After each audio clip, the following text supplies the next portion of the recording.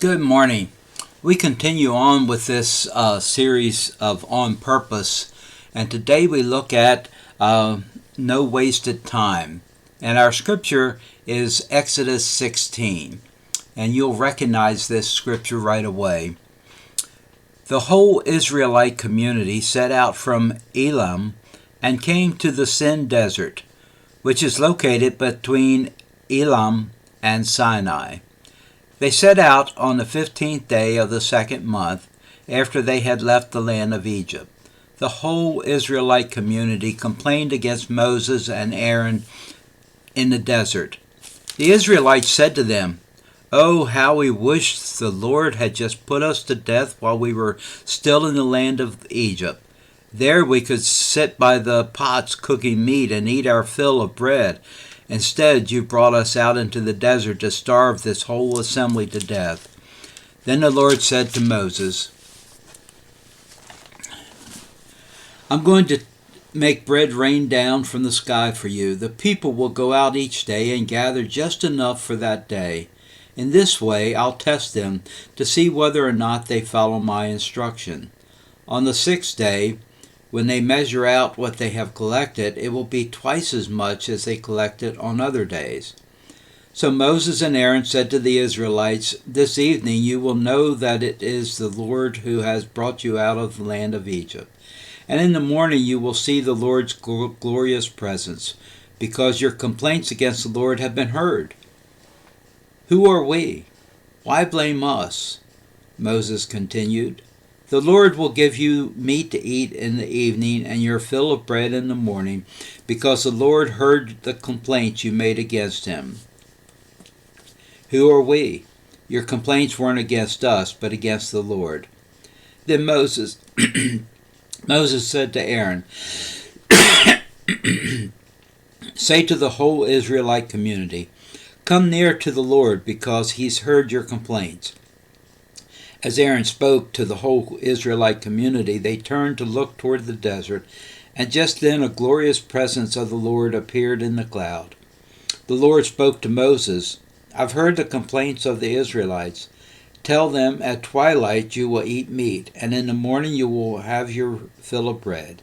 Then you will know that I am the Lord your God." In the evening, a flock of quail flew down and covered the camp. And in the morning there was a layer of dew all around the camp. When the layer of dew lifted, there on the desert surface were thin flakes as thin as frost on the ground. When the Israelites they said to other, "What is it?" They didn't know what it was. Moses said to them, "This is the bread that the Lord has given you to eat. This is what the Lord has commanded. Collect as much of it as each of you can eat, 1 omer per person. You may collect for the number of people in your household." The Israelites did as Moses said, some collecting more, some less. But when they measured it out by the omer, the ones who had collected more had nothing left over, and the ones who had collected less had no shortage. Everyone collected just as much as they could eat. Moses said to them, "Don't keep any of it until morning." But they didn't listen to Moses. Some kept part of it until morning. But it became infested with worms and stank. Moses got angry with them. Every morning they gathered it, as much as each person could eat. But when the sun grew hot, it melted away. On the sixth day, the people collected twice as much food as usual, 2 omers per person. All the chiefs of the community came and told Moses. He said to them, "This is what the Lord has said.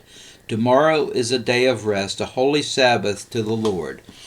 Bake what you want to bake and boil what you want to boil, but you can set aside and keep all the leftovers until the next morning."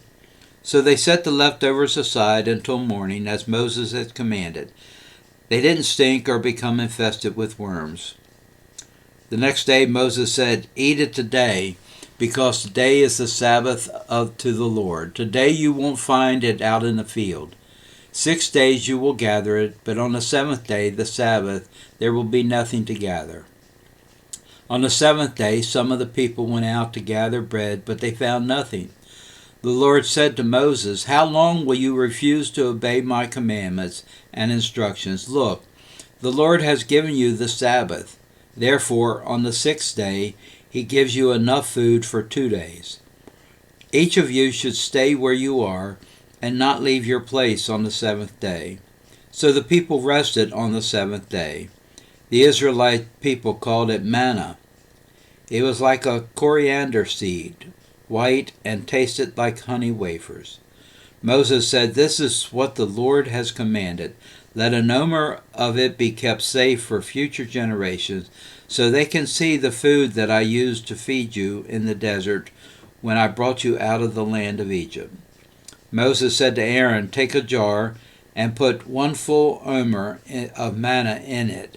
Then set it in the Lord's presence, where it should be kept safe for future generations." Aaron did as the Lord commanded Moses, and he put it in front of the covenant document for safekeeping. The Israelites ate manna for 40 years until they came to a livable land. They ate manna until they came to the border of the land of Canaan. An omer is 1/10 of a ephah. Now, at least we think that the people have been starving.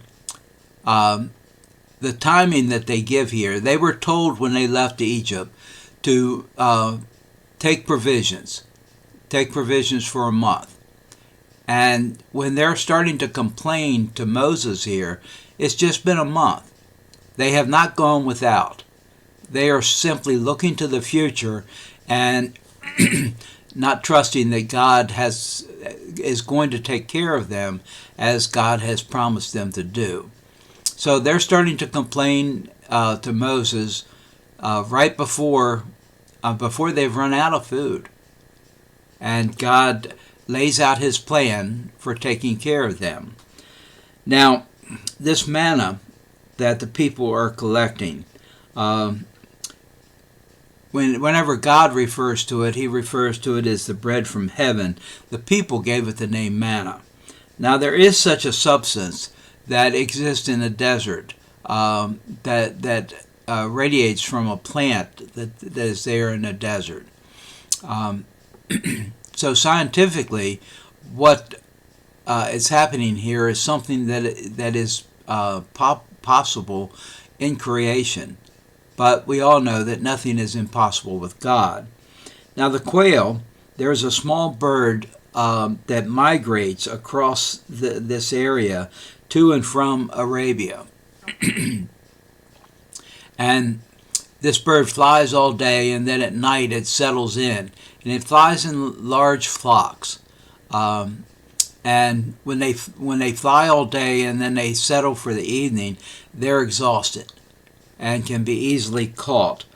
So the manna and the quail were there for the whole 40 years that they wandered in the desert.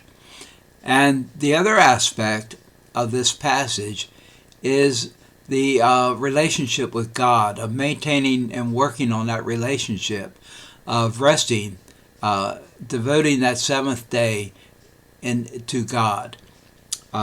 They don't seem to grasp the spiritual aspect of that, at least not in my thinking. The part that they grasp is the resting part. But this spiritual aspect of the Sabbath, of using that Sabbath to enhance and maintain your relationship with God, is essential for our well-being.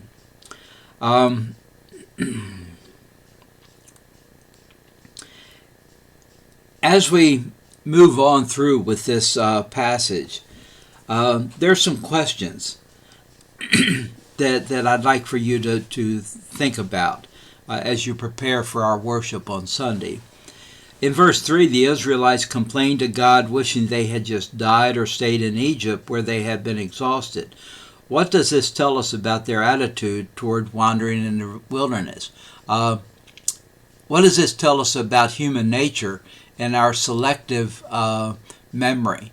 How we remember the good times but not the bad times. Throughout this chapter, what lessons do you see God teaching the Israelites during their time in the wilderness?